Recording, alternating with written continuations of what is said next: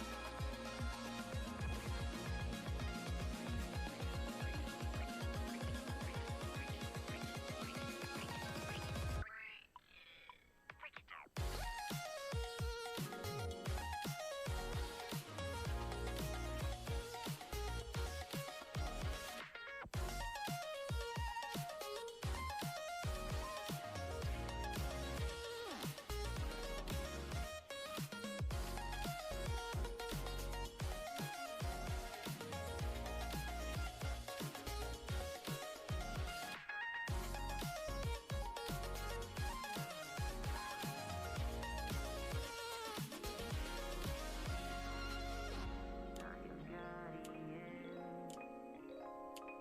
I can't see through your skin. I'm not your guardian. I can't see through your skin.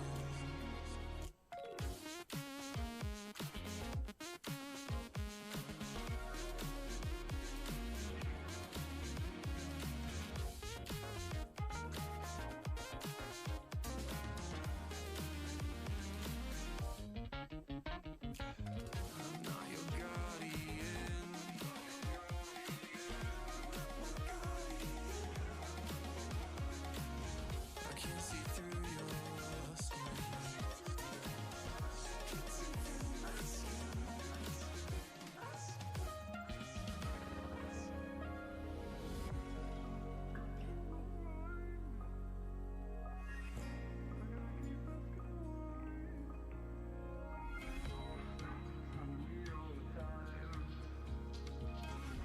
Everything will be fine. Scratching my mind. I don't know.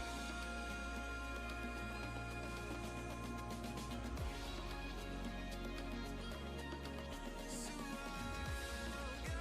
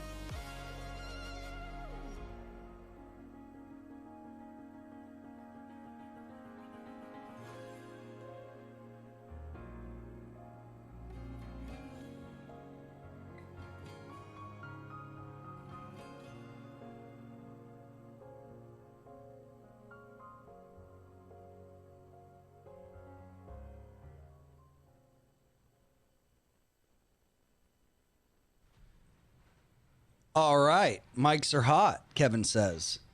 Welcome, welcome, everybody. Hello, hello. What's up, guys? Hey. How's it going? Good. I'm nursing a headache from going too hard in pickleball last night. Yes. Yes. Yeah. Just thought I'd open the show with that. Yeah, That's what mid-30s looks like, y'all. Yeah. Oh boy. Playing that hardcore old people pickleball. Yeah. You know, I got a little tennis elbow going. You know, people can laugh all they want, but this game is intense. It can be intense. Yes, it can. It's fun. Well, welcome, guys. I hope you're not as sore as we are. I hope you're happy that prices are up. There's zero inflation in the world, but asset prices just keep going up. Isn't that great? Yeah, listen, let's go ahead and kick the show off. Thanks to Y Charts for sponsoring the show. Thanks to you guys for supporting us. If you're watching this live, welcome. We're going to do some live Q&A here in a minute. Also going to do some live market analysis. And we've actually got a lot to talk about this week. We do? Yeah, I do. I don't know if you do. I have a lot. Crypto's popping off. Yeah, just so much exciting things happening. And yeah. Awesome. I mean, I'm sure everybody's pretty jazzed about Bitcoin's price action lately. It's looking pretty good. Yeah, you know, I don't know, what, 70% in the past month or so? Not bad. Yeah. Yeah, gave everybody a scare there, but it definitely has come back. Yeah. I didn't get my 21K price that I wanted. I know. That's what happens. It's like when everybody has their mind on a specific price, support usually holds and then like squeezes shorts. So yeah, that's big. That's the way of Bitcoin. I think a lot of people actually wanted 20K. I know. I was like just kind of sitting back. I mean, I was buying. I'll show you guys my buys, but I had more capital kind of sitting on the sidelines. Yeah. Same. All right. Well, let's go ahead and dive into it. Hopefully you guys are doing well. Where should we start? Yeah, let's just start with Bitcoin. I know everybody wants to talk about Bitcoin's price. That's kind of the headline today for the show is, you know, are we looking at like a big dead cat bounce? Or is this going to be the start of another leg to lead us to new highs in the next few weeks or months? Guess we'll see. Also, you know, there's a lot of stuff happening in the NFT space. We got some news coming down the pipe on a potential Bitcoin ETF. We've got SPACs, a lot of crazy shit happening over there. I know you guys have a lot of individual stocks. We've got some macro data to look at. Yeah, let's just dive right in. So, all right. Let's begin by looking at where we are and talk about what the possibilities and the probabilities are and how to base our plans around those. Or should we just make some like pie in the sky predictions and just leave it at that? To the moon, 1 million Bitcoin. There we go. And end the show. Yeah, that's it, y'all. No. I like the idea of kind of working through, because a lot of people are probably in this situation now that they're looking at Bitcoin. They're saying, okay, I want to make a move. Maybe I don't know what to do or how to plan this out. Yeah. So I think going through how we would actually plan a trade here or an ad or whatever would be kind of interesting and helpful for people. I think so too, right? Because a lot of the people that you see talking about Bitcoin's price, all they do is either throw out like a moonshot prediction or a Bitcoin is going to die prediction, right? But that's really not how successful traders and investors think about the markets, right? It's about looking at what the possibilities are, right? Like all the possible outcomes, looking at the probabilities, what's most likely to happen, and then creating a plan around all those possible outcomes. That way you can make money if your thesis plays out, but you also don't get crushed and taken out of the game if it doesn't work, right?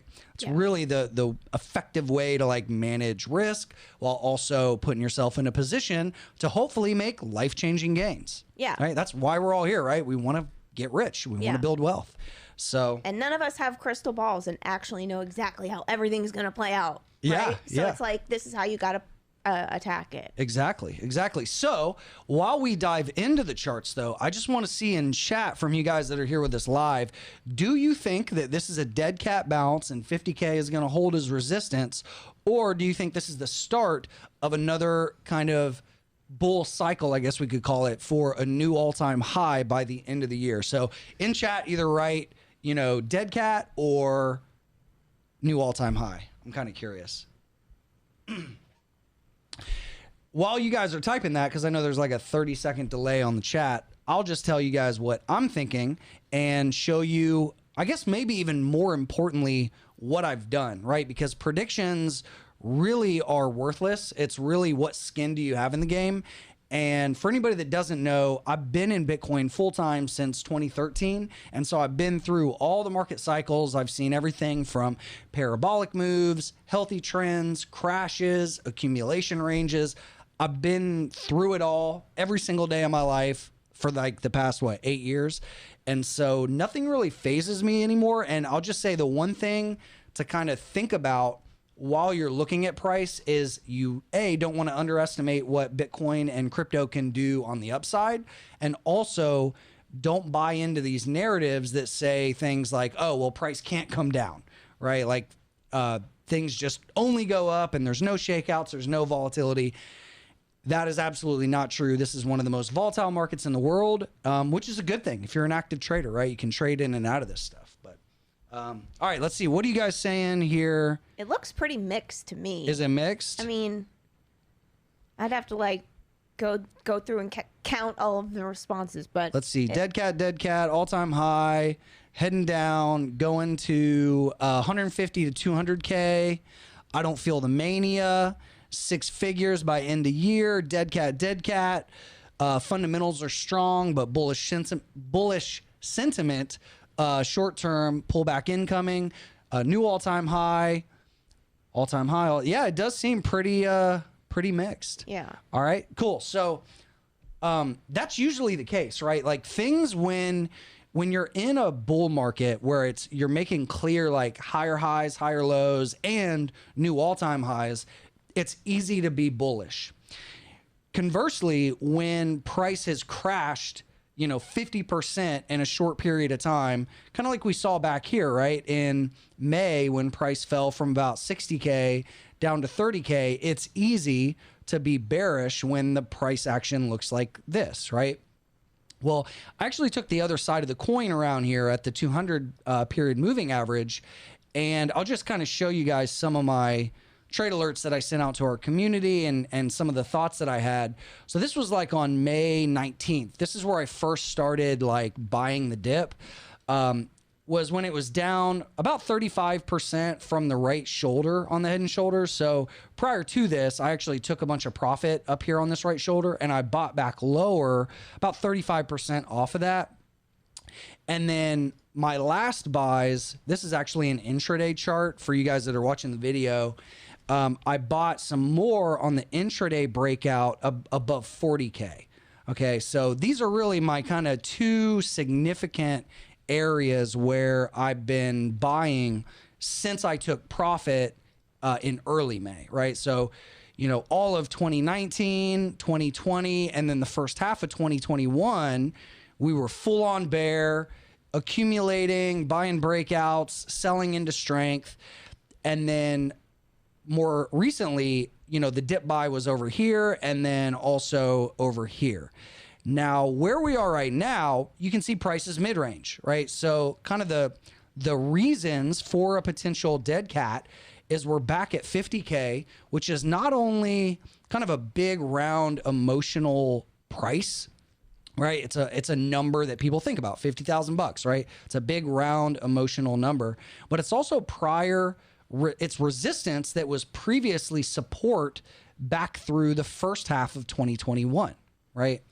What's interesting though, is we've actually gotten back up above both of the major moving averages. So we're above the 100 period moving average and we're above the 200 period moving average.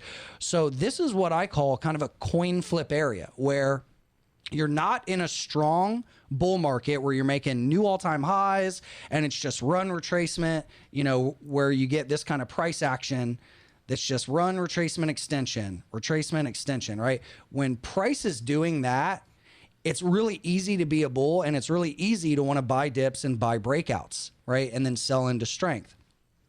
When you're mid-range here, the challenge becomes the people that were buying at these all-time highs back in the first part of the year, they become resistance. They become selling pressure on the price. And that's why, price has been kind of choppy for the past few weeks. Ever since we kind of got above or started testing this 200 period moving average, we've been kind of over, under, just choppy for about a month or so, right? And so that's where price is now. And I'll just tell you guys what I'm thinking. I'm a bull, so I'm long. I'm holding my buys until I have confirmation that the bear market is taking over and that we're going into a dead cat, right? So what would a dead cat look like? a comparison that we could kind of look at is back in 2017, where when price went from about 1,000 up to 20,000, and then in the later part of the year, it went parabolic, really from about 5 or 6K up to 20K. And then we had a deep pullback and then a dead cat for a lower high. And that was the start of really an extended bear market, right? Once we topped out here, price didn't make a new all-time high for over like a year and a half or 2 years, right? It was December 2017. And then things really didn't break out until October of like 2020. So there was this long consolidation period. And so the question now is that bear case going to play out where somewhere up here around prior resistance, we're going to have an extended bear market for 1, 2, 3 years or more? Or are we going to get some kind of pullback here to hold up to give us a breakout for a new all-time high? Those are really the two possibilities, right?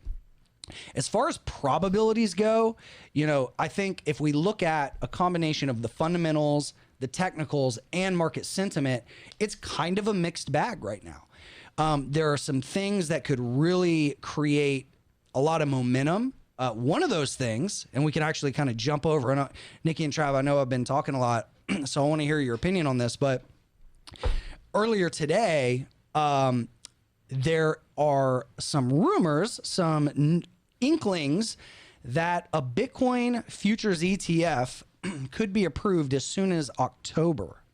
So that's actually, it's way sooner, I think, than we thought, but that's actually right on point with what Travis thought. Yeah. I was thinking, like, what did I say, guys? For anybody that's in chat that remembers, said next year. I was thinking at least Q1 or Q2 of next year. I was like, no, 2021's out. But you said 2021 potentially. Yeah, I think at the late last year, early this year, I said that I could see 2021 being the year, mainly because, one, we'd had a lot of filings from large institutional ETF providers who, have a lot of clout, and two, because we had a new SEC regime with Gensler coming in and sort of a change of the guard. Yeah. And so those were the things that led me to believe it might happen this year.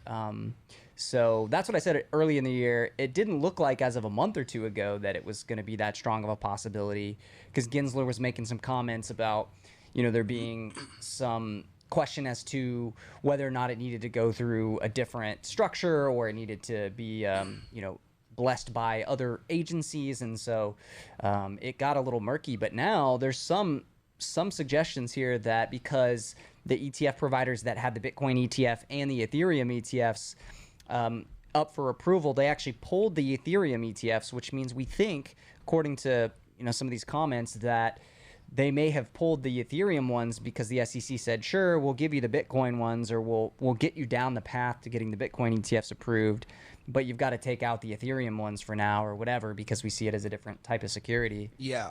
Maybe that's what's happening. That's the speculation. We don't know for sure. And that seems like it would make sense to me that they would go for the Bitcoin ETF first and then kind of maybe give that a year or two and then see how it goes and then launch potentially Ethereum and maybe some other things. But it also sounds like institutions are becoming more and more intertwined with Bitcoin specifically. Yeah. I know Coinbase is, ramping up their institutional segment, and I know that there are huge investment banking firms. I think Goldman Sachs is I think it was Goldman Sachs or it was JP Morgan. One of them they're allowing their advisors to start to put up to a certain percentage of Bitcoin in portfolios that they're managing. So as institutions become more and more intertwined, I feel like it's going to just have to happen, right? Like it's inevitable. It's going to be more compelling for it to happen. So I don't know. That's kind of something to think about too, is how it's all coming together now. Yeah. I mean, it makes sense. I think, this is probably, if I was just looking at the landscape today, this is like the thing that I look at as the potential catalyst to really drive price, right? Because there's a lot of things that are quote unquote priced in. Everybody knows where we are today and kind of the global macro sphere with interest rates and all that stuff. So whenever I look at price and I go, okay, well, what could happen that could actually draw new capital in, right? Because a lot of people that want to be in, that are in heavy, are in, right? Like, look at MicroStrategy, look at a lot of the funds that are already piling a ton of money in. They're in big size already. So where are we going to get billions and then trillions of new capital? Yeah. Right. I think an ETF is probably the Absolutely. big driver for that. It looked like the ETFs that they're talking about here are managed Bitcoin futures ETFs, though. So those are going to be a little bit of a baby step towards what everyone really wants, which is like an ETF that actually holds underlying Bitcoin. Good point. Good point. Yeah, that is a great point. I didn't know that. You've got to start somewhere, right? But and look, it doesn't have to be like an overnight response either, right? Like, they could launch these and it could be crickets, like we saw with CME futures the first year or more. Like, the volume just wasn't that significant. But, if we just look to gold as an example of what is possible, we know that back in the early 2000s, what was it, like 2004 or so? Let's just look at like a monthly chart here. It was around the early 2000s when gold was trading around $400 or $500 that the ETFs came out for gold, and that was the response, right? It went from 4 to like almost 2000, and I wouldn't say that was the sole reason, but that was definitely a catalyst, right? Definitely. Yeah. Yeah. So yeah, I don't know. We'll see. So whenever I look at price action and I see these things coming down the pipe, I'm like, all right, what, if any, response could that give to the market? If anything, I think it could help hodlers and just strong hands remain strong, right? I don't see anything on the horizon that's going to cause fear or uncertainty. Like, China's done what they're going to do. The market, I think, has stopped caring about China. They banned it 1,800 times over the past 5 or so years. Like, okay, you guys want to take prosperity away from your citizens? That's on you. But that's not going to harm Bitcoin or take anything away from Bitcoin. The one big bear point in the short run seemed to be related to the infrastructure bill.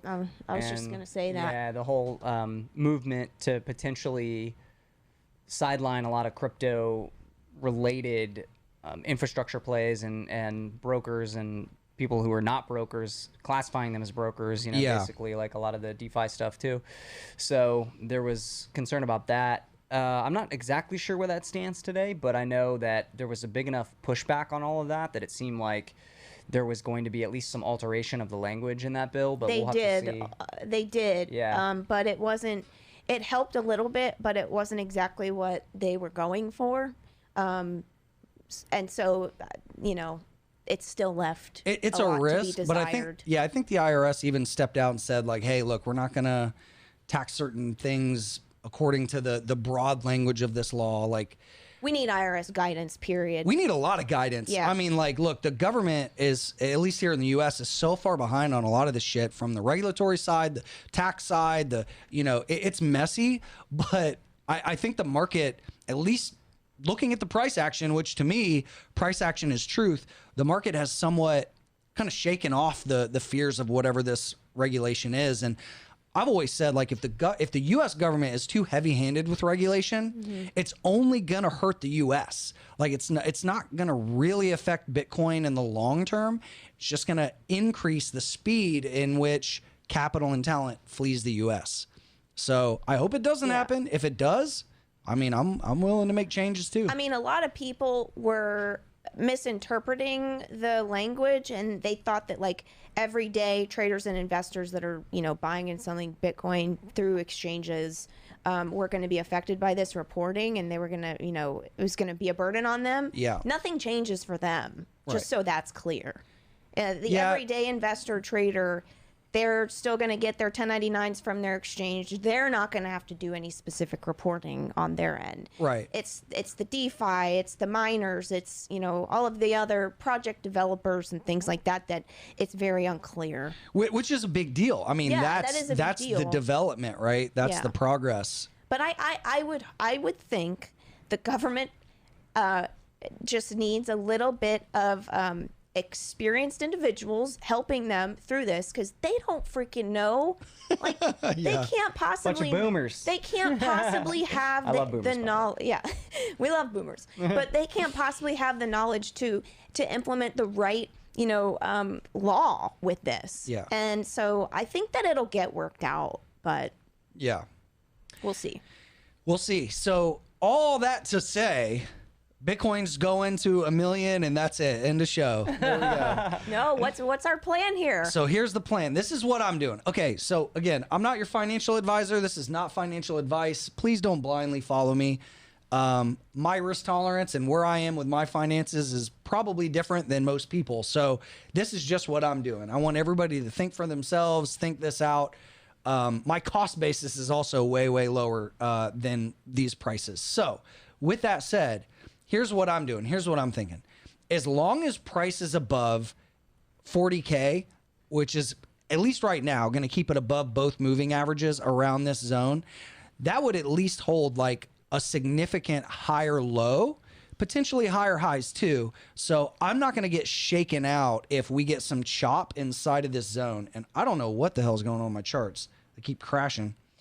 But any kind of like chop in this area, I'm not going to get shaken out. I'm long, I'm holding until something significant changes. If there's some kind of fundamental event where it's like, hey, this changes my opinion on the future of Bitcoin, which I think has a low probability. Or if we start to see something where we get a sharp sell-off and we start to get lower highs and lower lows, that's where I would basically take more off the table. I took a pretty significant chunk of my portfolio off right here. So right before on this right shoulder, I have no clue what this chart's doing. Sorry, guys. But anyway, I've taken profit. I've bought back in, bought lower, and that's really where I'm at. I'm riding the trend until something structurally changes. And if we break above 50K, I'm really going to start getting more aggressive with breakouts and dip buys again, kind of like we were from 2019 through 2021. So basically the plan is if you break through, or if Bitcoin price breaks through 50K, you're essentially paying for the confirmation there to add to a position or open up a new position. Yeah, I don't know if I would add immediately like on a 50K break. It depends on the setup. So what I usually look for is like a 1, 2, 3, 4 breakout pattern. If I can like set my risk to reward, I'll add, because I've already got some size on. I could go a lot bigger, but like what I want to see a setup where I can actually set risk. Okay. If it like say later today it just breaks out, right, I'm not going to chase that. Okay. But what I will do is at that point I'll say, okay, potentially game on for another few months of bull market action.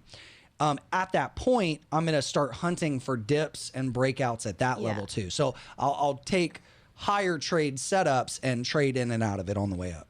Yeah, essentially, until this either breaks above 50K or breaks down through 40K, it's kind of in no man's land, and it's difficult to want to take action in no man's land. So that makes sense. Yep. Yeah, I don't know. What do you guys think, Trav? You're kind of mulling over some ideas over there, looks like. No, I think the plan makes sense. I'm just taking it all in. I don't have a strong feeling one way or the other about it.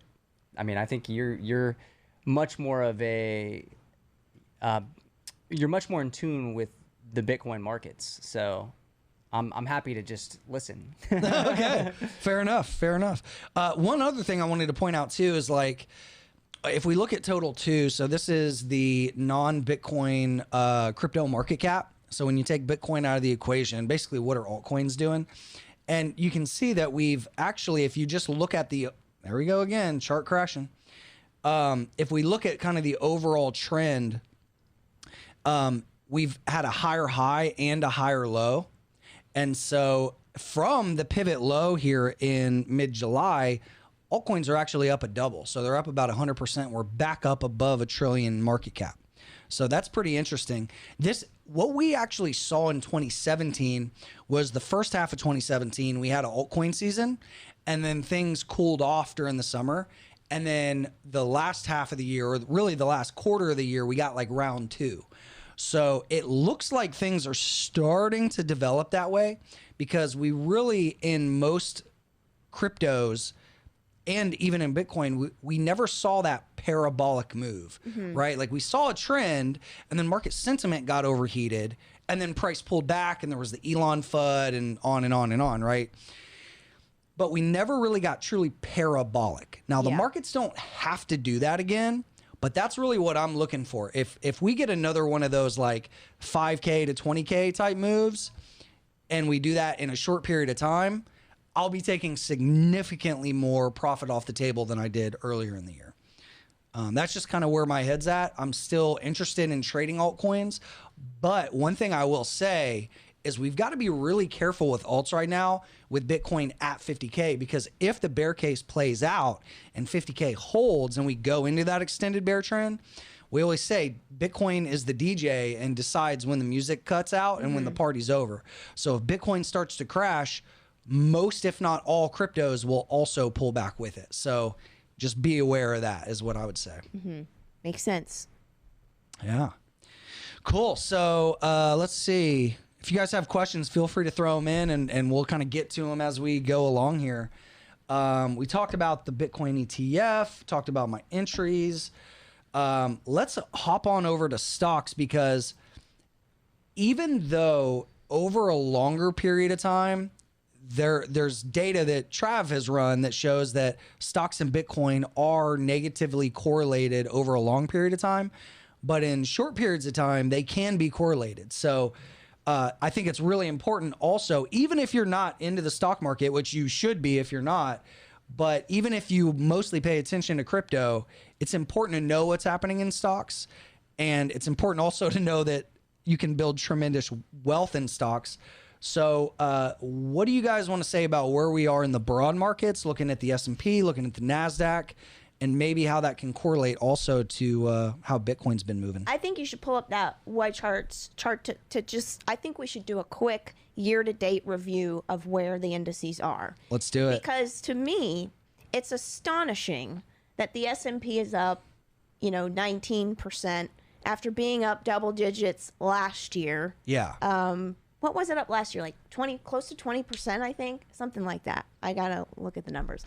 But so year to date, we've got the S&P up about 19%. We've got the NASDAQ up about 16%, and we've got the Russell 2000 small caps up 12, almost 13%. Yeah. So to me, like, these are some pretty nice returns year to date that we're seeing in the indices. I mean, surprisingly, after having a banging year last year. Yeah. So, and if you look at the chart, I mean, basically we had like a 35% panic in the spring of last year with COVID fears.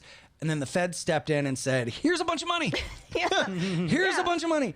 And then the market has just been stair-stepping and basically squeezing with very, very small pullbacks for the past over a year and a half. Yeah. It's wild to see how extended this is getting. And last week, I think we were in the pullback. It was markets in turmoil last week. And we thought, this is it. Like, we're going to break the trend line of support that's been holding since March of, 2020 or whatever. And sure enough, the support held like literally to the tick. And we reversed right back to all-time highs. So I personally can't think of what's going to bring this market down at this point. Yeah, I mean, as long as it's in kind of this tight squeezing range, I can't find anything in the price that's going to show a market top here. What is it going to take? Well, look, the market knows that the Fed is considering tapering, possibly at the end of this year, early 2022, tapering asset purchases. So the market knows this is coming. The market knows inflation is high. The market knows we could see rate hikes. I don't know. I can't make sense of it. I guess it's the reopening trade, the economy booming because life still is not 100% back to normal. I mean, we're still far from it, right? There's still a lot of recovery to be had globally. Yeah. So maybe that's what it is. Maybe the market is just like, savings rates are still up. you know, the consumer still looks healthy thanks to all the money printer go burr stuff, you know, and the fiscal go burr, you know, whatever you call it. And the market knows people are going to start traveling again. People are going to start doing all these things again once it all opens back up. So I think that it's just expecting strong economic recovery still, and it doesn't care anymore. Trav, how long is this bull market going to go? Give us the exact date that we're going to top out. Am I like off base here? No, I actually think you framed the situation quite well, if not perfectly. Okay. Because I was concerned about a month, well, even earlier in the summer and late spring, I was concerned that, you know, the Delta variant was going to create some economic headwinds that might finally cause the market to roll over. But even though we have seen some of the economic data start to weaken, like we saw retail sales a little bit weak, both in the U.S. and China, we saw some manufacturing data that looks weak. We still got issues in the supply chain. There's been some margin pressure on some companies. Even with all of that, even with the inflation, the rate of change inflation starting to slow, with all of that, the market still chugs higher because I think it's doing exactly what you said. It's looking forward and going, yeah, Delta's a problem in the short run, but we think the society and the markets get through it fine, and we're already looking out to the other side, and there's still more recovery to be had, especially globally, just like you said, because, you know, here in the U.S., we still see behavior patterns for consumers really don't seem to be altered that much by Delta. Like, we looked at the travel data last week. We've seen retailers reporting over the past 2 weeks. None of it seems to suggest consumers pulling back all that much. Some slight pullbacks, but it seems like consumers are kind of tired of it. The markets are kind of tired of it. It's like, look, we're just going to push through this. There's going to be some human cost, but we're going to see the other side of it, and that's what we're going to price in. Mm-hmm. So that's what's happening right now. I don't know if the market's going to change its mind in a month or two, but that's what it looks like it's doing. It's kind of looking through this little pause in economic recovery and saying, it'll be fine. Yeah. Mm-hmm. So, okay, to me, you know, because I'm not actively in stocks every day, I let you guys pull the weight on that, because that is such a specialized skill, and you've got to really be focused, right? Because right now it just seems messy to me. Like, you've got the indices making new all-time highs, and they're just kind of chugging along, but you've also got areas of the market that were super hot that are just really messy, like SPACs. Right. Yeah. So, and even small caps. Yeah. Like small caps. Yeah. Like we were just saying last week, I know this is probably confusing because we were just saying last week when the market looked like it might be correcting, especially on the small cap side, like the Russell was down quite a bit. It was down, I think, 6-7% over like a week time frame. And it was like, oh, it's getting kind of crazy out there in some of these sectors of the market that are a little more economically sensitive. But then everything just rallied over the past several sessions, including small caps. So it's sort of like it got spooked for a couple trading days and then ripped right back up. Yeah. But you do still have some of the frothiest parts of the market from the spring, like SPACs, like you're talking about, still have not necessarily caught up. Although even there, we're starting to see some signs that things are bubbling back up a little bit. So yeah, I guess the interesting thing though with SPACs is kind of like, how do you explain this issue? They announced a deal, they completed the deal, and then immediately some of these are already starting to fall apart. Is that why some of these like lawsuits are already starting to hit? Yeah, that's part of it. This lawsuit was sort of a ambulance chaser issue with the plaintiffs bringing a suit against one of the biggest SPACs out there, the Pershing Square Tontine, and it's affecting PSTH's ability to go do a deal because they've got this pending litigation and that they don't really want to deal with. So PSTH is now talking about changing the way they're structuring their SPAC legally, and because of this lawsuit. So this is kind of a funky one, but there's other lawsuits out there too that are being pursued against some of the SPAC sponsors that brought these companies public and then immediately missed their earnings, and the stocks were down 30 to 50, even some more than that. I think there's. Are there any that come to mind? Yeah, there's like ATIP. There is KPLT. Those would be some, right off the bat that I remember off the top of my head. So this is down, what, 60% from basically the NAV? Yeah. So, yeah, these SPACs, some of them came out and immediately missed their numbers that they were saying that they were going to hit and perhaps even exceed, over the next several years. And so, they get put in the penalty box right off the bat. You don't want to be a public company missing your very first quarter of earnings guidance. I mean, how bad do you have to be as a management team to not even hit your first quarter?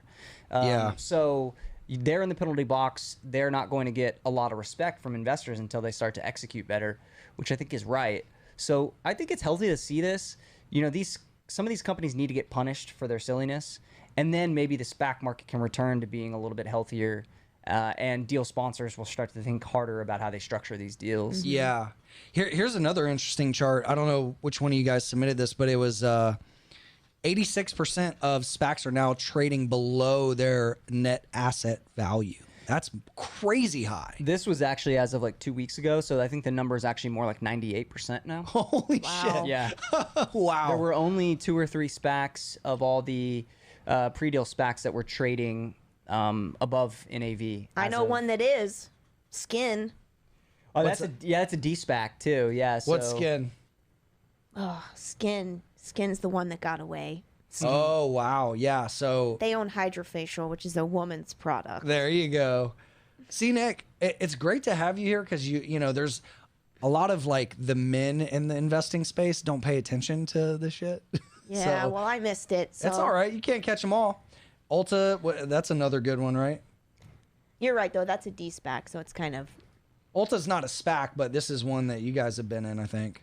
yeah. Just that Skin one really got me. Yeah. It stings. That's an interesting one that, you know, it basically, it took was a off SPAC, right though, from and then- the nav of $10. Yeah, the deal they did was such an exciting deal to the markets that this is what happened. Yeah. You're not seeing a lot of that right now, or at least that's my understanding. You started to see some funky stuff start happening just in the last week or two. There's been a couple SPACs, like, what was it? LWAC, I think, was a really strange one where this one became a kind of a short squeeze or kind of a pump and dump. Oh, wow. Whoa. Because what happened here was pretty weird. So 97% of the SPAC shares redeemed, meaning they took cash instead of shares in the SPAC company. Yeah. So the SPAC itself raised all this money. They said, we're going to go buy a company. They announced a deal with this biotech company. And then 97% of the holders of the SPAC shares said, nope, we don't care about owning that stock. We just want our cash back. 97%. That's, I think, the highest redemption rate I've ever seen with a SPAC. Only 3% of the SPAC holders decided to, continue to hold this after the D-SPAC, after they become the real company. And so you would think that would cause the SPAC to just trade down massively on its first day, past the deal vote. Instead, what happened was some people realized, some smart traders realized, the float on this is going to be tiny when it goes public. Yeah. There's going to be like almost no publicly traded shares because there's only 3% of the total SPAC shares that'll even be tradable beyond the, official D-SPAC. And so they went and I think at one point in after hours, it was trading at like $50 a share. Wow. And, we've seen this before, like in very small float stocks that, have these weird trading patterns where they can be moved up and down by very large amounts with just small transactions. And so it's strange to see this happen, but I think you're going to see some traders hunting similar situations like this. And yeah, it's getting weird out there. Yeah. We also see this in crypto. There's a lot of these, like, I guess you can call them low float cryptos where the founders or the development team owns a ridiculous percentage of the tokens, and then they can kind of push the price around. And I think the SEC is probably going to start going after more of that shit because there's still, even to this day, there's still a lot of pump and dumps. There's still a lot of scams. There's still a lot of like There always insider will stuff. be. There always They've been will there be since the beginning of time. yeah, it's a story as old as time. It is. Yep. Crazy times. Yeah. All right, cool. Well, there is a question that came through. Okay. Trav, Michael asks, Yeah. when would you take off your hedges? What would make me take my hedges What off? What would make you take off your hedges? Yeah, that's a great question. I may just hold them for a while yet, just because we have rallied so strongly in the overall markets, and I'm not fully hedged. I'm partially hedged, and it helps me to like sleep at night. And I'll continue to own like my core positions against the market because I think they can outperform the broad market, and it's nice to have a bit of a hedge on with markets at all-time highs. But for me to take them off, I feel like it'd probably have to just be like something where at this point, you know, if we see the COVID numbers start to really roll over in a big way and that third wave really starts to taper off and it looks like we are headed for a full steam economic recovery globally, which could end up happening in the next probably 2-3 months potentially, yeah, I might take them back off.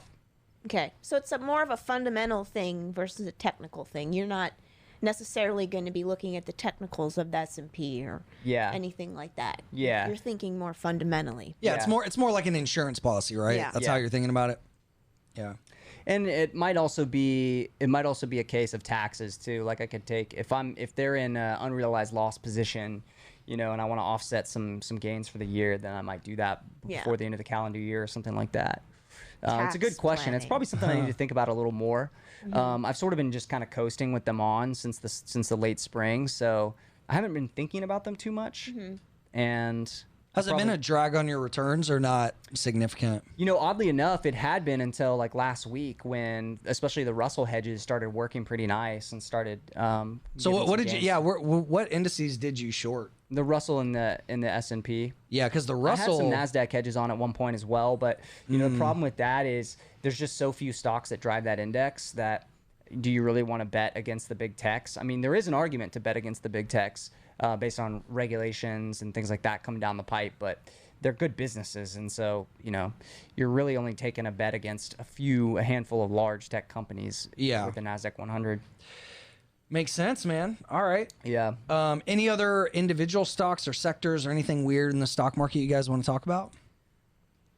It's been pretty quiet. I mean, obviously, like I said, the rally over the past week has been interesting. You know, I actually think the bond market, there's kind of some rumblings happening there because of the taper tantrum and the Fed meeting this week in Jackson Hole and this whole idea that they're going to stop purchases. So if you look at the 10-year yield.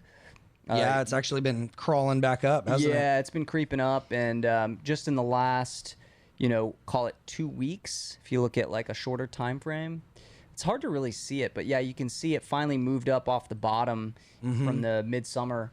So that is something just to keep an eye on, because if yields start to rise a lot again like they did back in earlier in the year, you could have some pressure on stocks. So that's just something to kind of keep a watchful eye on. Right now, it looks fine and healthy, but that's something I always try to pay attention to if the bond market's flashing us warning signals. Yep.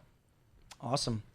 Something I thought was pretty interesting is I saw this tweet today talking about housing and how prices have been going nuts. There are virtually no new home sales in the U.S. under $200,000. Think about that. Yeah. No new home sales under 200. And since January of 2020, the 300K price range has gone from about, 40% down to like 25%. And with incomes not rising and rates really, they haven't gone that much lower over the past year, like housing is becoming way less affordable for the average person. Housing payments, though, yes, you're right. Yeah. But a lot of people are making it work with the payments because of the interest rates. True, but a great point. even if we look at let's just look But I at completely agree that housing is ridiculous. yeah. It's insane. Let's just look at interest rates though over the past, couple of years, like they're not that much lower from January 2020. They were like, 3.25%. Now it's like 2.8, it's not a massive difference. I thought that I saw, there's a chart on Y Charts. It's, I was just signed out. I don't know why. I think it's U.S. U.S. mortgage debt in relation to disposable income. Oh. And I thought that was declining, but Yeah. I'd have to pull it up. Yeah, I don't know. I think the point here is just like, in my opinion, and anecdotally hearing from other people trying to buy a house right now, it's like, hey, I wanted a house. It was $600K. Now it's 1.2. Like things are just getting silly, and I don't know how long this goes, but It's just a lot of these signs of inflation everywhere. Yeah, there's been a structural underbuild of housing supply probably after, a decade after the financial crisis. And we're kind of starting to feel that in a big way just in the past year. Yeah. Where there's a realization that, oh, wow, there's not enough single family housing for the relative to demand. Yeah. But it seemed like the demand side is really what picked up in the past year, particularly.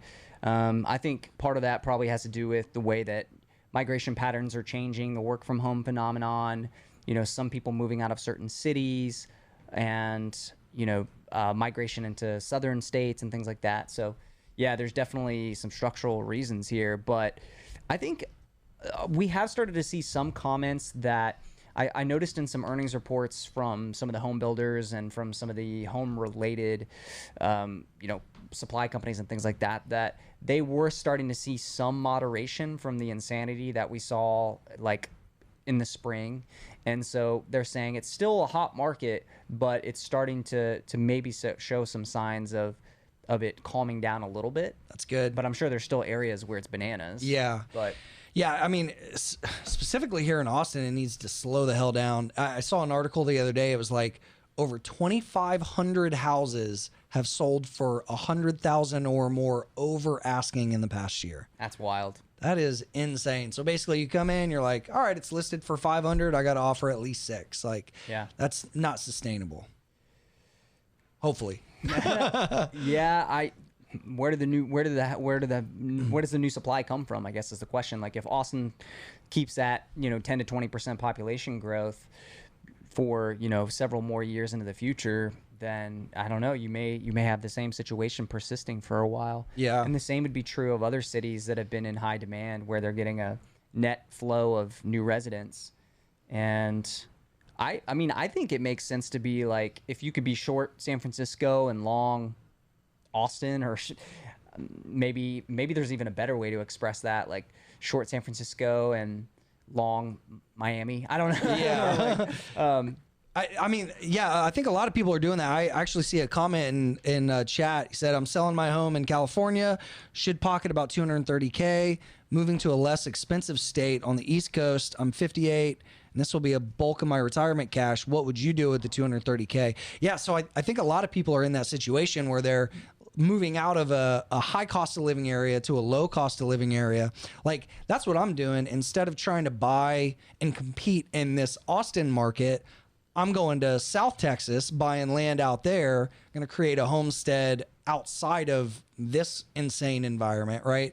So I think a lot of people are interested or already doing that. And it makes sense with the work from home movement, make a bunch of cash, put it into something, have a better quality of life further out if you want that lifestyle.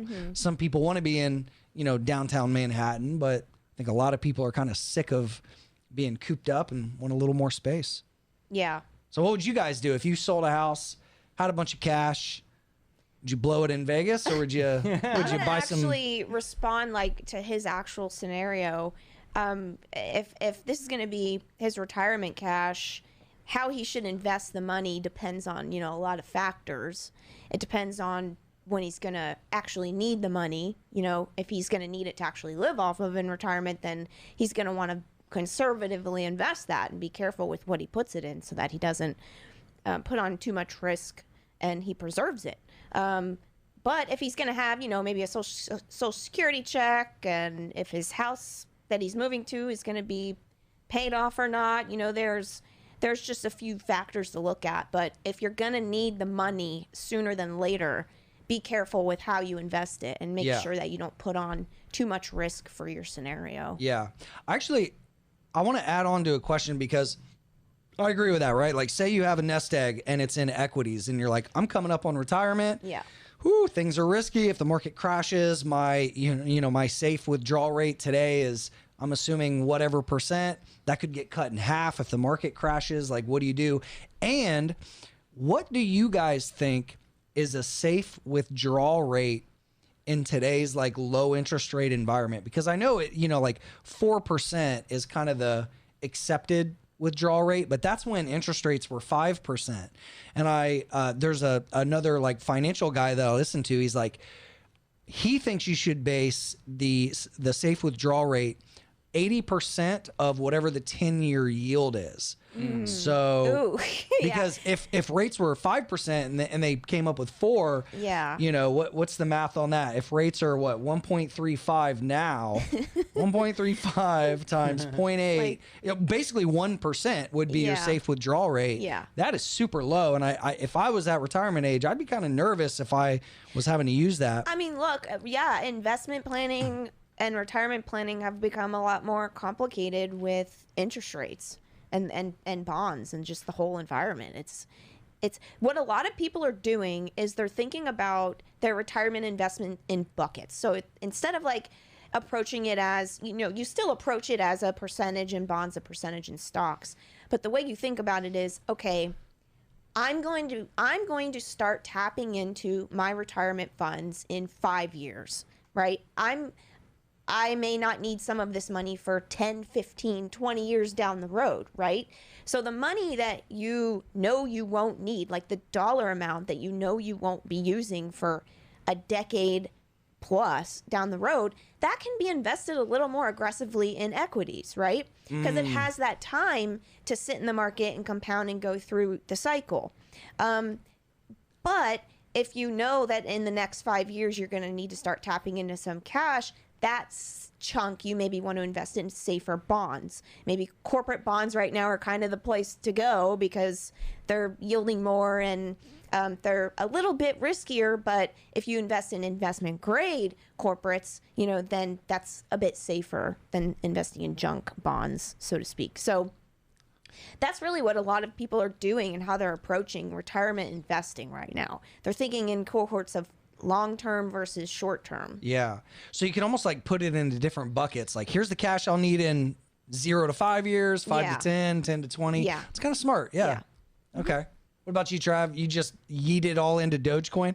NFTs, baby. There you go. We didn't even talk about We haven't even NFTs. talked about NFTs. Yeah. I mean, I'm joking, of course. Of course. I don't know, man.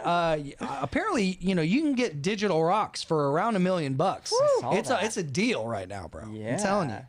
To the moon with NFTs. Hell yeah. I mean, look, my opinion hasn't changed over the past like 3 months on this stuff. It feels like we're still in wave 1. Like, I thought we were coming off of wave 1. Nope, we're still in this first wave. Yeah. So I'm waiting for the bear market to come in NFTs. If I get left behind, so be it. I don't give a damn. I am not going to buy something at $1 million that could potentially go down 80, 90% or more like that. Yeah. I would kick your butt if you ever spent $1 million on an NFT. Right. No, I mean, could do it. I could do it. That's ridiculous. There's gonna be so much supply of NFTs coming to market in the next few years. I think people need to really think hard about what is going to be scarce and why is it going to be scarce and valuable. Yeah. Why is it going to be scarce and valuable? And that's what I'd want people to really think about. Like the whole, you know, crypto rocks thing might just be a phenomenon in the short run. Maybe it will be something that lasts a while because there's some like novelty to it, so similar to like Dogecoin or something, right? But I would almost be thinking about, is there a way to play some NFTs that have some sort of, you know, value beyond just being a novelty? Yeah. You know? Yeah. I mean, video games, anything with a lot of eyeballs, a lot of engagement. And look, I mean, we've actually seen some outlier cryptos that have done really well in the space. AXS, this is one that is mostly a Binance / Uniswap coin. Like, this is one since July is up, you know, 1,500%. Wow. We so- had some community members who were all over this in our Yeah. NFT chat. Yep. I actually missed out on this one because obviously I'm not on Binance, and the liquidity on Uniswap really didn't come in until like late July was when it got significant liquidity. But yeah, we're seeing what we call like this popcorn effect, right? Where some of these like utility or like these projects that have real utility are starting to pop off, and gaming and digital worlds, I think, is something that, in my opinion, if we look 10 years out, it's going to be way more sustainable than the art. I'm not hating on the art. If you're buying art, cool. But I think stuff that people actually use In a game. in a digital world is going to have more of a sustained value over time. In the metaverse. I could be wrong, but yeah, The metaverse. The metaverse. We're gonna start living our lives more in the Matrix every year. So why not? I believe it. I totally believe it. I'm ready for the metaverse. Hell yeah. I'm ready to do my shopping in the metaverse. You know, plug in, Just try put on on your clothes, goggles. see do it. myself in it. Don't have to go anywhere. Yeah. I don't know. I mean, it'll be definitely interesting to see where the future takes us. Yeah. Well, when we get the 42nd COVID variant and we're Oh, still in the house in jeez. 5 years. No, I'm kidding. No, Oh that's God. not happening. I'm not. You cannot hold me in this house anymore. Hell no. I'm going out in the world. Let's do it. All right, cool. So we talked about some real estate. I thought this was cool. Charlie tweeted this out. He said, "Stocks all-time highs, home prices all-time highs, job openings all-time highs, wages all-time highs, core PCE inflation highest since 1991. Fed. We need 0% interest rates through at least 2023 and trillions more in bond buying to boost asset prices that's and hilarious. increase inflation." Yeah, that's where we're at, y'all. That's We need where we we're need at. one of those dollar shooting machines, money go burr, printer go Money burr. printer go burr. Oh my God, man, this is crazy when you think about it. It's like, yeah, assets just keep ripping higher, and the Fed's like, nah, no interest rates, trillions more. So Well- the lesson is buy sheesh moon. That's what we're doing. Honestly, though, I think the Fed is being cautious because of the unemployment rate. I mean, the unemployment rate is still elevated. Yeah. And so I think that if the unemployment rate came down to, you know, pre-COVID levels, then they'd be more apt to increase rates.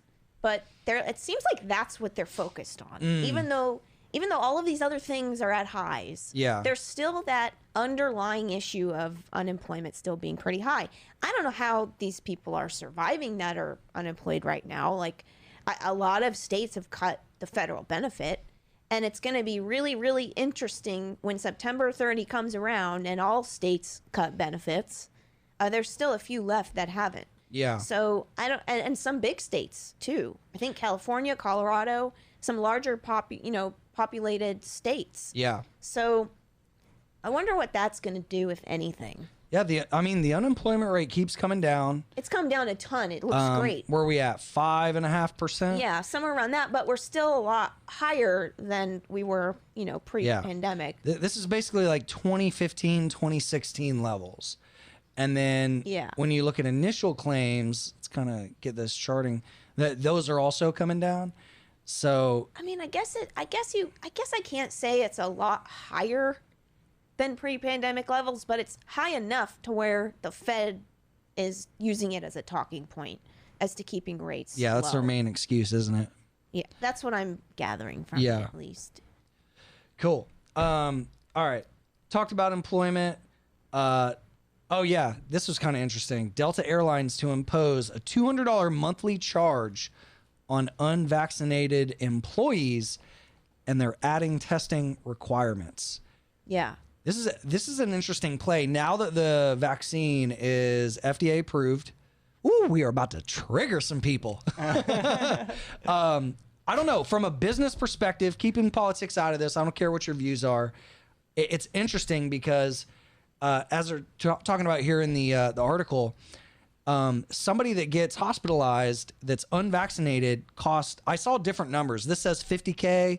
I saw up to 70K for like the average hospital stay of an unvaccinated COVID patient. And Delta's like, all right, well, we're not going to fire you, but we're going to like kind of penalize you a little bit. What do you guys think of this? Not from a political standpoint, but from a business decision. I mean, it's ballsy, I think. I mean, $200 a month for health insurance in addition to the premium that you're already paying if Delta isn't covering it all. For most people that work at Delta, that's a chunk of change. Yeah. That's a penalty. I mean, just call it what it is. Yeah. It's a huge penalty. So, now the CEO did say that 75% of employees are fully vaccinated. So this is going to affect 25% of their employees.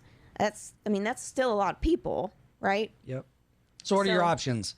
Get the jab, quit, or take the penalty? What do Yeah. you guys think is going to happen? What percentage is going to do what? I think people are going to either get jabbed or leave.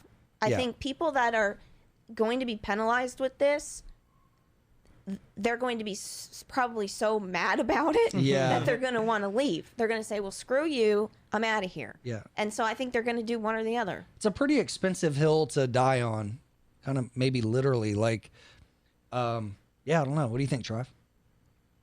He's like, I want to stay neutral in this debate. I want to be Switzerland. No, Yeah. you know, from a business standpoint, if they're having to pay higher cost because of higher hospitalization rates, then I guess that's a pretty rational decision. So I'm a little confused why Delta's doing it.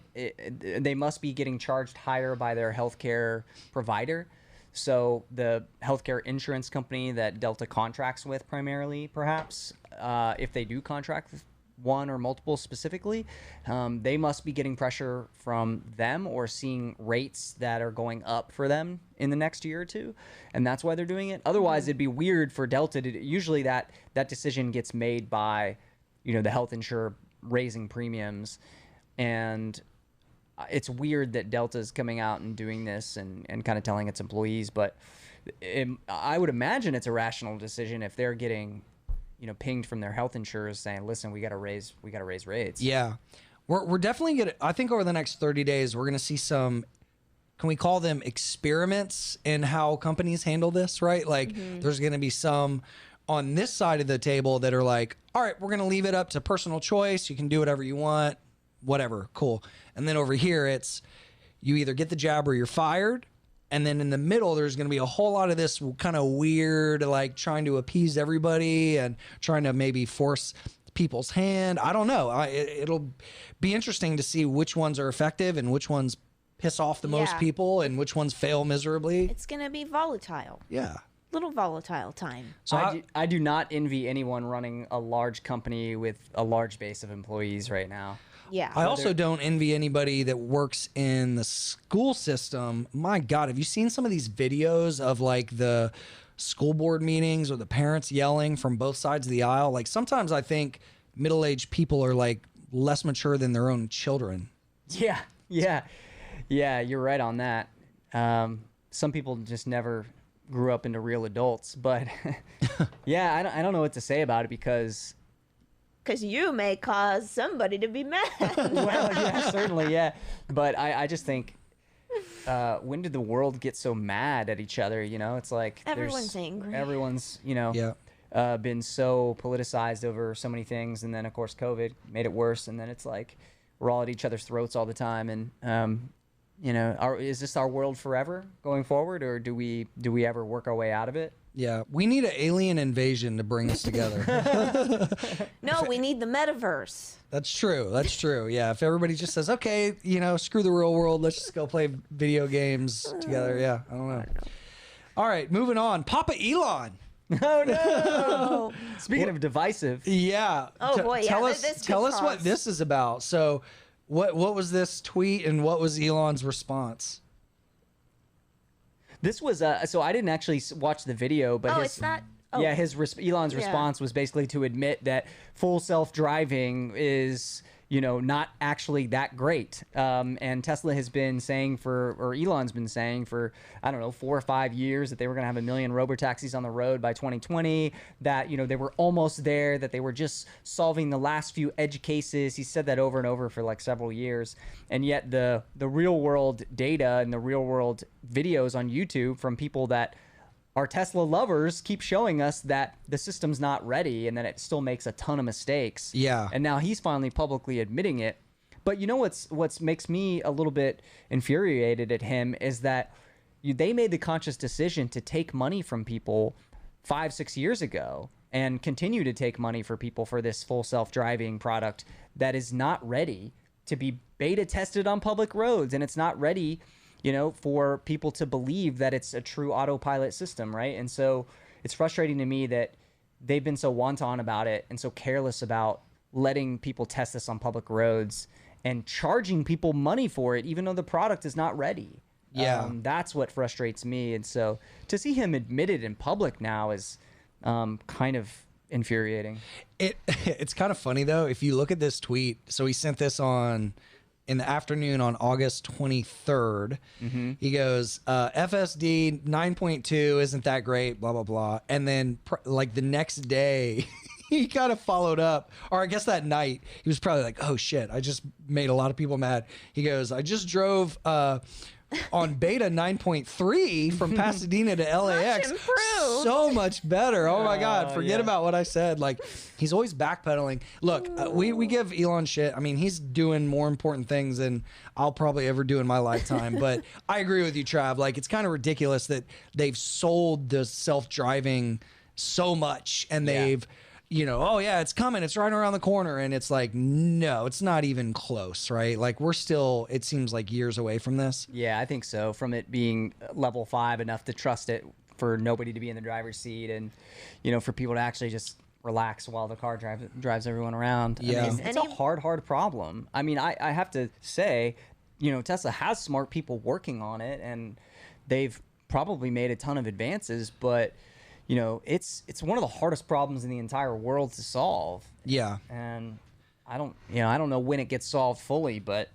you know, we can't, what we don't want to do is literally beta test this on public roads and have people believe that it is totally functional and totally flawless, and then they get killed, you know, or you know, certain people get injured. So that's my frustration with it. But you're right. I mean, I love that at least they're pushing forward on something, to do something new, to try to move the world forward and innovate. So, you know, I'll give them credit for that. But, but don't sell people autopilot for 10 grand and say that it's almost feature complete when it's not, you know? Good point. Are people asking That's for my refunds? rant. I don't know. Are they? I mean, I canceled my Cybertruck thing. Yeah, I mean, I think people legitimately should be asking for refunds on this that bought it 3 years ago, 4 years ago, especially if you leased a car and you were paying, you know, and you never got it. Implicitly paying for that. Yeah, you never got it. And or it wasn't fully functioning or whatever. Yeah, good point. And for the most important topic of the day, how could we leave this to the end?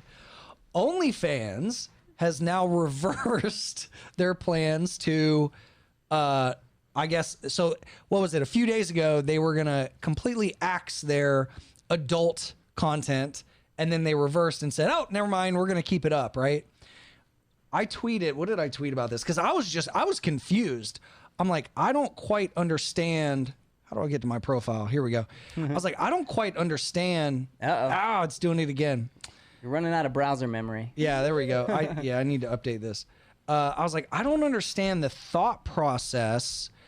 Here it was. So yeah, last week they said OnlyFans, after building a successful space, they're now kicking the sex workers to the curb.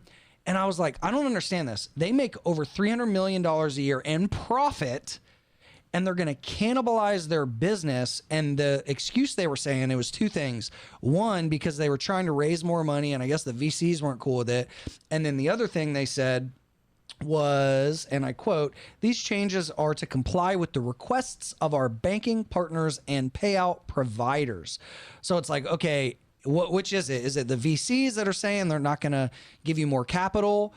Or is it the payment processors that are saying we don't want to process these payments? And I was like, either way, this is a fixable problem. Like, you're making money, that fixes the VC's issue. Tell them to go to hell.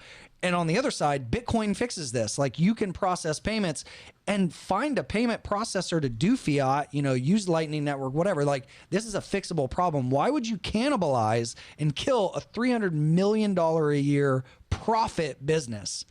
Right? Yeah. What do you think there was something else at play there? Like, why were they doing that? Why did they say that and then immediately reverse it? Yeah, it was a total head scratcher. There's definitely some stuff going on behind the scenes that is not being fully reported because, yeah, it didn't make sense. We talked about this a few days ago, and I was like, you built your entire business. The whole reason your business exists is because of the ability to do like explicit content. Like, yeah, you've probably got other creators on there too now, but the reason that OnlyFans exists is for people to do explicit content via subscriptions. Like, otherwise, people just go use other platforms. Twitch, YouTube. Yeah. What's the point? What's the point, right? So if you're going to like outlaw explicit content, goodbye your core business. Yeah. Why would you do that? Figure out a way to address your problems, aka, like you said, crypto as a payment method or whatever needs to be done.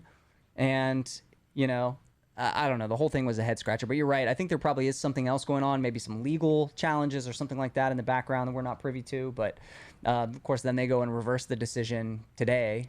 Yeah, it just seems like such a faux pas, just to like faux pas. Yeah, it just seems like such a disaster to like say this and then immediately reverse it.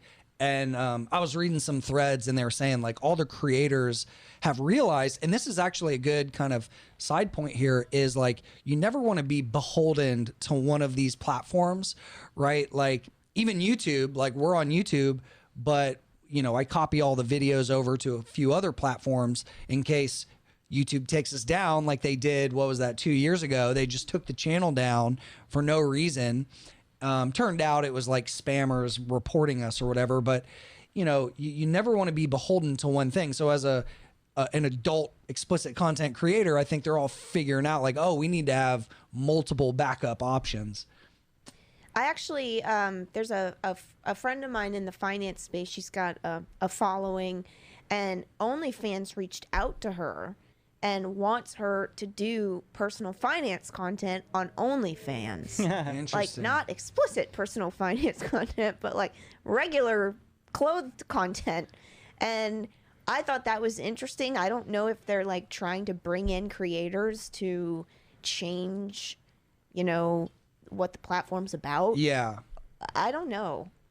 But Yeah, I I found don't know. that It to just be seems very like interesting. Such a weird thing to just cannibalize your business. They're like that. obviously reaching for something. Yeah. You know, so I don't know. Anywho. If you have a business making $300 million a year, I don't know why you'd do anything to screw that up. Yeah, and I also, it's like you said earlier, I also don't know why they really need to raise capital. If you're cash flowing heavily like that, which I imagine they are, because there's probably not that much capital behind the platform right now or infrastructure behind the platform, and you have seen demand rise massively in the last year, like why do you need to raise a bunch more capital? Just Yeah. use your existing profits to pay people. There was also something coming out that I guess one of the founders or several of the co-founders wanted to cash some out. So that's why they were looking for investment, and they couldn't get cashed out unless they, you know, met the terms of whoever was looking to fund them. But honestly, go shop your funding, because I think there are a ton of people that would be willing to fund OnlyFans as a business. Maybe even the creators themselves. Maybe even do, you know, some sort of crowdfunding. Yeah, you type could of do a token sale of some sort. something, right? Yeah. Explore it, right? Go try to figure it out. Don't just accept whatever terrible financing terms you've got. But again, I think maybe, as someone mentioned in chat, maybe they've got some issues on the back end with you know, sex trafficking lawsuits, or there's investigations into the company from regulators. There could be a lot of that going on that we haven't heard about yet. True, So- true. Well, we'll stop beating them up. Good thing they, I guess, got back to their core business. I don't Yeah, I know. mean, figure it out, right? Like, Yeah. you can find other avenues to raise capital and accept payments, and then, you know, have a war chest to deal with the regulatory issues if you need. Like, other platforms have been through similar things. Yep. Cool. All right. We've been going for over an hour. Let's jump into some Q&A. Guys, we've got some questions that you guys have submitted through the website, wetalkmoney.com. Also, for you guys that are here with us live, if you have any questions, feel free to throw them in and we'll get to what we can. The first question is from Mike. He says, hey guys, is it a good time to start buying Chinese stonks like Alibaba?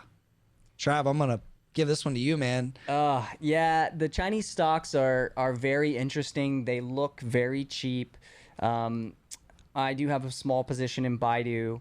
I think, you know, the big techs, Tencent, Baidu, JD, maybe Alibaba. I've never really fully believed Alibaba's numbers, but there's real businesses there. And if you believe their numbers, the stock looks really cheap.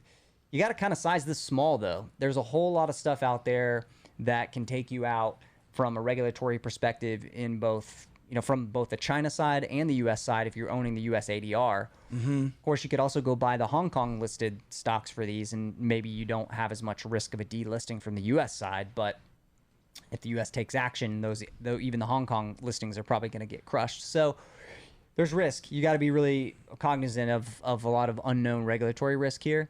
And Yeah, so should we address, like, I guess kind of the theme that happened with Chinese stocks over the past year? Like, there has just been a really weird scenario that creates a unique set of risks that are different from U.S. stocks, right? Yeah.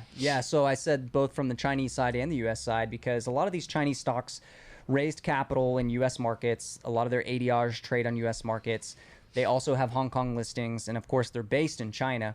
But the CCP has realized these tech platforms in China have gotten very powerful and very, in some ways predatory. And so they have started to take action in various ways. In China's 5-year plan for the next 5 years, they're also focusing a lot more on trying to encourage the consumer class to rise. They're encouraging a lot more of the like real world physical asset companies to continue to invest and build up infrastructure. So like the tech companies are a target because they're sort of the opposite. They're extracting value from consumers via very strong monopolistic, monopoly like businesses.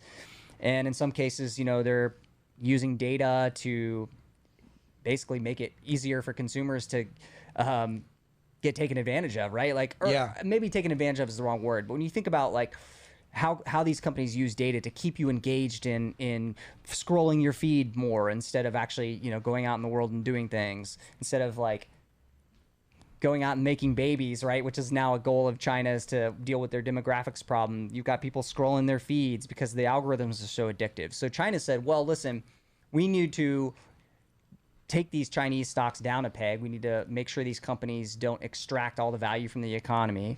We need to, for instance, in the education sector, they actually are going to deprivatize the for-profit education providers because they don't believe that Chinese families should be spending a huge chunk of their income on these for-profit education products. And so they want that to be free, essentially a low cost for all.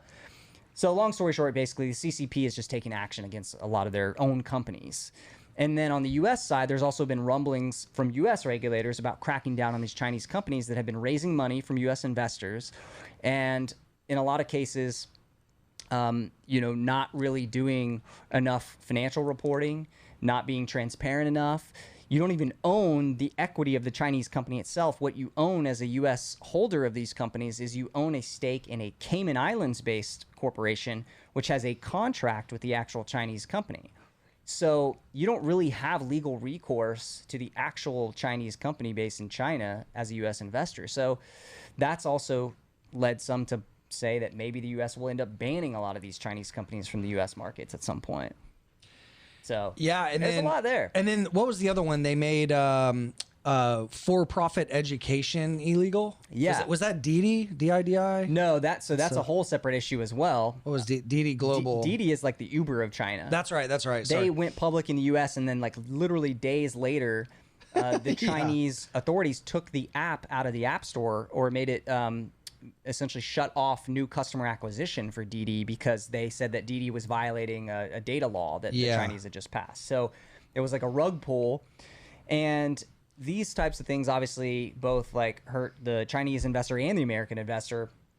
And it's just a whole mess of one action after another coming out of China against their own companies, and then these stocks became kind of uninvestable for a lot of institutional investors, started dumping these Chinese stocks because they're like, how do we quantify the regulatory risk here? Yeah. Can we be wiped out overnight? Are the ETFs going to have to dump these? Like, is this going to just get worse and these things will trade from, what looks like a cheap 15 or 20 times earnings? Could they trade at 5 times earnings? Why not? Could earnings get cut in half? In the case of the for-profit education providers, earnings could be cut by 80 or 90%. Yeah. With the stroke of a pen. Were there any public stocks that got hit? So EDU. EDU? Yeah. There's a few. There's that gap down. Yeah. So, these were down 70% in one day. Ooh. 60, yeah, 70% that's in one nasty. day. Yeah. There's a few. There's also a really fraudulent one called its ticker is literally GOTU, GOTU. Used to be called GSX, and several short sellers came out with very detailed reports on this company, basically saying it's faking its numbers. Yeah. And here's very visible proof that they're faking their numbers.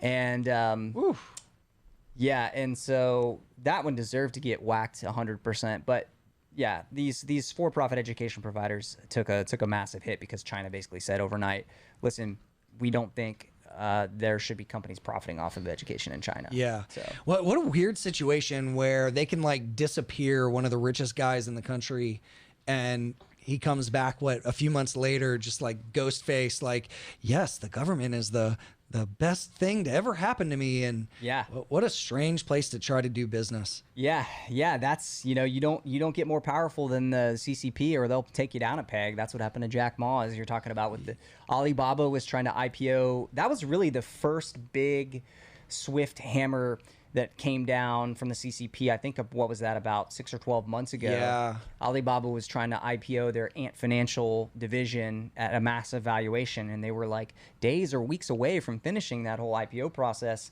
And because of, I guess, some comments that Jack Ma made about why they were going to crush the Chinese banks in the future and all that, the CCP said, "Oh, really? Well, We'll see about that. we'll see about that." Not only are we banning Bitcoin, but we're going to ban you. Golly. So, long story short, I know I've been rambling, but basically, you got to understand that there's very much unknown regulatory risk from both the U.S. and the Chinese side with these Chinese stocks. They look optically cheap. The stocks have been beat up, so a lot of people are thinking dip buy opportunities. Could they be generational buying opportunities? Maybe, but if you're going to put your toe in that water, you've got to size it small. I believe that would be my personal way of implementing that trade, would just to be size it small and assume it could go to zero. Yeah. Yeah. Yeah. I mean, I think that's the best explanation I've ever heard about the Chinese situation, and probably on YouTube. So Yeah. appreciate that, man. Yeah, it's a very weird and unique situation that no other stocks are really have those risks. All right. Next question. Jess was asking, which metrics help you best decide when to buy, hold, and sell? Talk about a loaded question. You got five hours. Okay, let's see if we can answer this, each of us, in less than 30 seconds. Oh each. my God. It was Okay. kind of like that question we got a couple weeks ago, like what were the 3 metrics you would look at first or something. Yeah. But even more Why broad. don't we pick one? What's one metric that you look at? And the three of us can pull our one together There to we go. make the 3. Yes. You go first, Nick. I mean, I use the charts. I use the technicals to guide me with buying and selling and holding, even if it's a fundamental investment. I'm using the technicals to help me stay in and help me take profit. So timing for the entries, timing for the exits, writing trends. You're using the charts. Yes. Trav, what about you? Do I have to pick one? Yep. Yep. Well, cash flow is king. I need to know how much cash flow can a business generate 5 or 10 years from now? And then, of course, I'm going to compare that to the current price and see what if there's a mismatch. Is there a mismatch between how big I think the business can be in 5 or 10 years and what the market's currently valuing at in terms of market cap or enterprise value? Nice. Yeah. I know that's kind of technically two No, things. that's- Nope, that's perfect. a good one. So Yeah. so I'm gonna categorize. Nikki, you said something technical. Yeah. Trav, you said something fundamental. For me, I'm gonna say I use some of those things too, but I'm gonna say market sentiment. Oh. So because this is the thing that actually led me to take profit on Bitcoin up in the 55K or wherever that was. Because technically, yeah, it was a head and shoulders, but the trend was still intact. Fundamentally, there wasn't anything super risky, but it was market sentiment that got really overextended and was freaking me out. And so that's why I took profit. So I think kind of the answer to this question at a 30,000 foot overview, which metrics do you decide to buy, hold, and sell? It's a combination of those 3 major categories: technicals, fundamentals, and market sentiment. Yep. But market sentiment is basically like the perceived value in the market, the behavior of traders and investors. I mean, if you go down the crypto Twitter rabbit hole, it is crazy how dialed in you can get to the emotions that people are feeling in aggregate or on average, right? Yeah. So, okay, cool. Next question. Mike was asking, what ETFs should I invest in with my taxable account? Nikki, Great certified financial planner. question. I love this question. So with a taxable account, you want to put in your highest expected returning assets because you want to take advantage of long-term capital gains rates, which are preferable rates compared to ordinary income rates. Ordinary income is your income you earn by working your job, right? And then capital gains rates are on capital assets. So if you hold highly expected or assets that are expected to appreciate at high rates in the taxable account, hold them for a long time, your gains are going to, be pretty much compounding, tax deferred in a way. And then when you finally sell later, you're going to have a much larger return at a lower tax rate. So if you're putting like low yielding bonds in a taxable account, you want to take advantage of as much of that lower capital gains rate on as much of your asset as you can.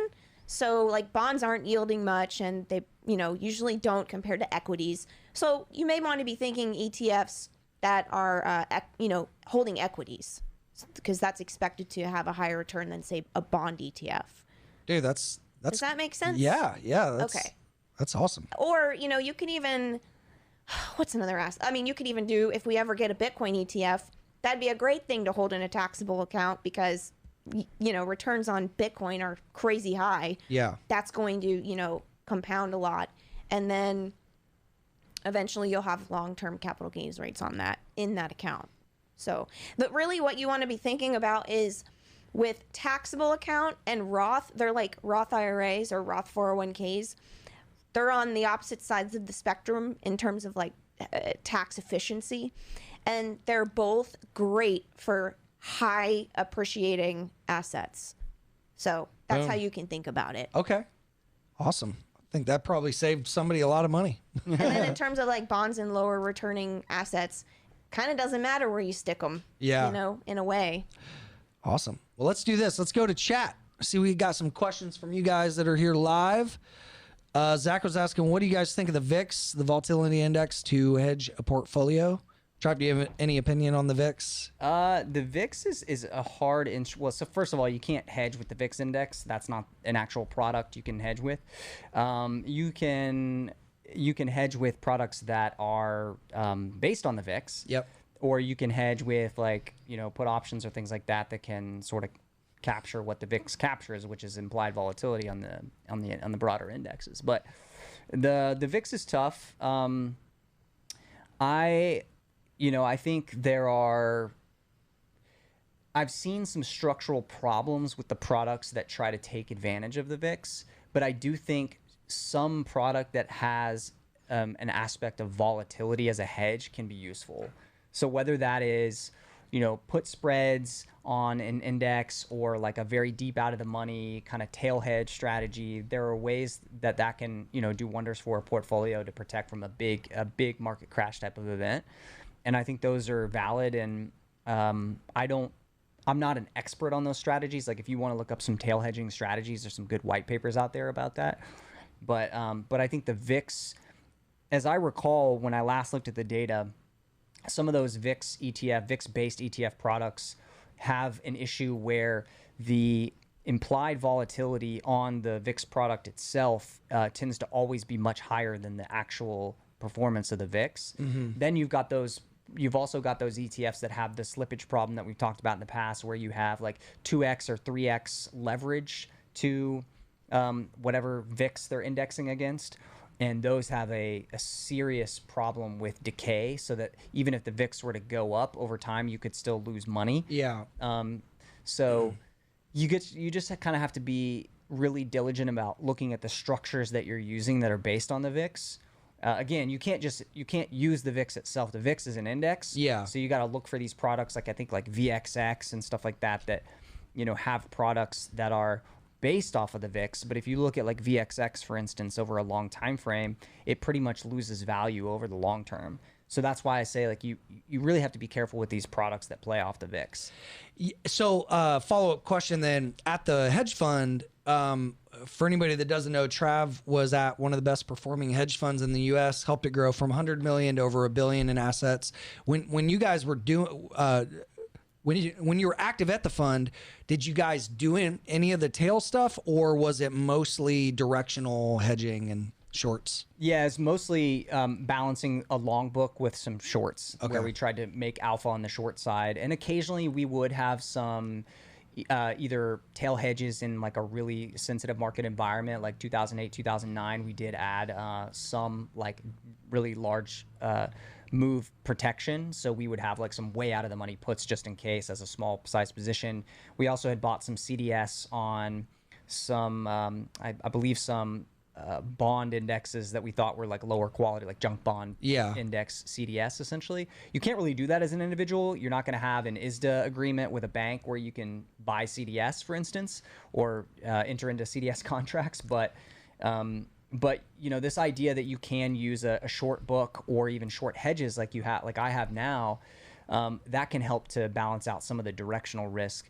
But you know, just keep in mind, it can be a headwind, like we talked about earlier. You know, I've had some of the portfolio hedged via index futures, which is a pretty okay way to do it. But you've then got to, if you're going to fully hedge your portfolio, you've got to believe that your long picks are going to outperform your shorts. Otherwise, you're just canceling out, you know, your performance. Right. So you wouldn't, for instance, have an ETF portfolio that tracks the broad market and be short index futures. You would just be canceling the two out. Yeah. So yeah, I think it is oftentimes good to look at, especially in certain types of market environments, where you might be able to take off some of that directional broad market risk while also keeping your long positions intact so that they would outperform. Gotcha. I don't know if that made sense, but yeah, I mean, look, for anybody that's new to the markets, that was probably like a what moment, but basically hedging is shorting the market to protect your long portfolio, right? Yeah. So instead of just being long only exposed, you can put some shorts on, which if the market keeps going up, will cost you some money, but it's an insurance policy. And in the event that it does roll over, your drawdown won't be as deep. Yeah. And in the long short, you know, in the long short hedge fund world, you actually not only, I mean, typically we wouldn't even be short indexes. We would often be short specific stocks that we thought were going to underperform. Yeah. And so that was an even more specific way to try to get alpha. You try to make money on stocks that go down and stocks that go up, and the broad market risk is kind of canceled out because you're short a bunch of stocks and you're long a bunch of stocks. Yep. That was like, you know, 2014 Bitcoin. I was actually at most of that year, I was actually net short. Like I had some cold storage coins, but I would actually short some of those breakdowns. And not only did I not lose money, but I made more money and had more USD that I could buy during 2015 in that accumulation range. So during extended bear markets, when everybody's like, oh, Bitcoin's a scam and it's dead, no, ride some shorts, accumulate more dollars that you can then put back into Bitcoin when it goes into an accumulation range. It's tactical, takes discipline, patience, and you got to know what the hell you're doing, but it can be a way that you can increase your wealth during a bear market as well. Well said. Sweet. Next question. Cross was asking, hey, Chris, Bitcoin 150 to 200K by the end of the year, then bear market by 2022, first quarter, just like 2017, 2018. Do you agree? That's actually, I think, one of two or three of the top most highly probable possibilities, right? Like I see that as kind of my long thesis, right? 150K, 200K, I don't know. By the end of the year? By the end of the year too. If it goes parabolic, that's possible. Am I going to hold my breath for that and hold the entire position for that? No. But what I'm looking at is like this on a chart. If we look at the start of this leg at 10K, so basically 10K to like 65K, down to the pullback at 30K. Okay, if we break a new all-time high, where is that going to go? Well, one tool you can use is the Fib Extension tool. So you can measure from the anchor low to the pivot high minus that retracement. And the first area that would line up above an all-time high breakout would be around 85K. And then say it broke and went parabolic from there, the next major zone would be 120K. So this is kind of how I map out profit targets. This is just one of like several things that I do, but these would be some areas that I would be looking at. If we broke this all-time high, I would probably be scaling out some profit into these areas, or even taking them as new breakout trades if we had a setup up there. So That's kind of how I look at it. I don't tend to think in terms of like 6 to 12 month profit targets and more out. I have no fucking clue how to do that. It's Like, really yeah, it's tough with Bitcoin to do that. it is. It's like people will pick these targets. Yeah. Okay, gold's worth X trillion. That means Bitcoin's going to be worth half a million. Okay, great. Yeah, it may or may not play out, but I'm going to use the chart to be a little more precise. I can see 100K pretty easily. Yeah, I mean, an all-time high break, I think If we break all-time highs, we would yeah. pause at 85 and then get a parabolic to Yeah. 120 or something. Yeah, I can see that. Yeah, I don't know. By the We'll end of the see. year, though, I'm not sure. Yeah, I don't know. And look, I mean, there's still the bear case in play. You Yeah. know, this 50K area, it's not, you know, it's a strong zone. Yeah. And there are risks, so we'll see. All right. You guys see any other questions? I know we've been going for over an hour and a half, so we can wrap it up. Theo was asking about DAOs, decentralized autonomous organizations. We should cover some of that in a future show. Yeah. I'm incredibly bullish on DAOs. I'm incredibly bullish on the potential for DAOs into the future, but I don't know if that's going to be a 10 or 20 year time frame or like a 2 or 3 year time frame. Yeah. We could definitely do another show where we dive into more of the DAO, the DeFi, whatever projects we think are like really exciting for the future. Mm-hmm. Can you do it in like a dumbed down way so that I can understand it? Girl, No, that's the you only can way I understand. know how to talk. I'm just a Southern boy that knows how to dumb things down. Okay? I can't keep up with you crypto people and all your new things. I can't keep up with it, and I spend hours every single day going through everything. It's exciting. It's a fast-moving space, but there is a lot of noise, and finding the signal in that noise Yeah. is kind of hard sometimes. Yeah, It just takes a bit of filtering, let's say. Yeah. that's funny. Awesome. Well, we can go ahead and start to wrap it up there. Guys, thank you so much for joining us live. If you're listening to the podcast after the fact or watching the video after the fact, thank you guys as well. If you want to join our wealth building community, we'll just put this on the screen here. You go to wetalkmoney.com/community, and you can come into our chat rooms. We have weekly classes where we do deep dives. You get bonus courses, all that good stuff. If not, cool. We'll see you next week. And yeah, I don't know. That's it. What do you guys See want to say? See you on the flip side. All right. Take care, guys. See you guys.